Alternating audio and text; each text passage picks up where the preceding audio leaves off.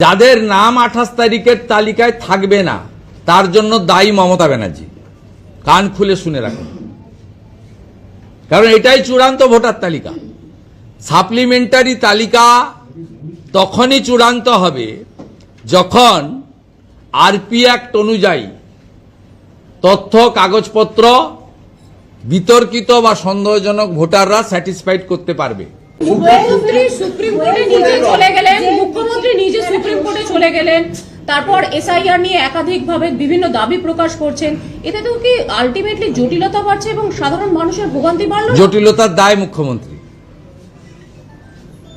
আজকে বিতর্কিত বা সন্দেহজনক ভোটারদের বাদ দিয়ে চূড়ান্ত ভোটার তালিকা 28 তারিখ বেরোবে। এই চূড়ান্ত ভোটার তালিকা হয়তো আরো 5 দিন সময় দিয়ে ইলেকশন কমিশনই বের করত, সব নিষ্পত্তি করে। যাদের নাম 28 তারিখের তালিকায় থাকবে না তার জন্য দায়ী মমতা ব্যানার্জি। কান খুলে শুনে রাখুন, কারণ এটাই চূড়ান্ত ভোটার তালিকা। সাপ্লিমেন্টারি তালিকা তখনই চূড়ান্ত হবে যখন আরপি অ্যাক্ট অনুযায়ী তথ্য কাগজপত্র বিতর্কিত বা সন্দেহজনক ভোটাররা স্যাটিসফাইড করতে পারবে। এখানে কোনো ব্যক্তির হাতে, তিনি জুডিশিয়াল থেকেই আসুন আর যেখান থেকে ইলেকশন কমিশনের হোক আর যারই হোক, এখানে পেপারস তথ্য কথা বলবে। এবং এতে আজকে তৃণমূল কংগ্রেস পরপর দুটো রায়তেই সুপ্রিম কোর্টের, এবং তৃণমূল কংগ্রেস খুব সন্তোষ প্রকাশ করেছে।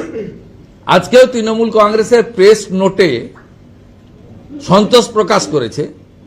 তাই তৃণমূল কংগ্রেস আশা করব 28 তারিখের পরে বা সাপ্লিমেন্ট তালিকা বেরোনোর পরে বা না বেরোনোর জন্য তখনও সন্তোষ প্রকাশ করে ভোটার তালিকাকে ওয়েলকাম করে ভোটে যাবেন আপনারা।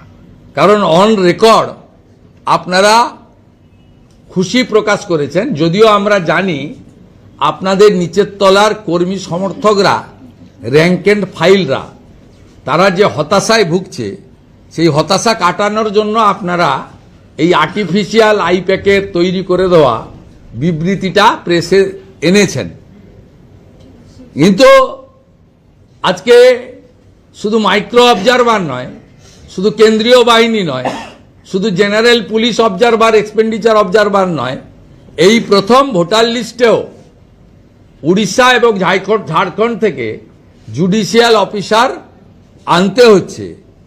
এর ফলে প্রমাণ হয়ে গেছে যে পশ্চিমবঙ্গে এই সামগ্রিকভাবে ভোটার তালিকার মতো একটি অত্যন্ত চলমান প্রক্রিয়া, 8টা এসআইআর হয়েছে, কখনো এই ধরনের অভূতপূর্ণ পরিস্থিতি তৈরি হয়নি এবং কখনো এই ধরনের সুপ্রিম কোর্টের হস্তক্ষেপ বা উড়িষ্যা ঝাড়খণ্ড থেকে জুডিশিয়াল অফিসার আনার ব্যবস্থা বিগত দিনে হয়নি।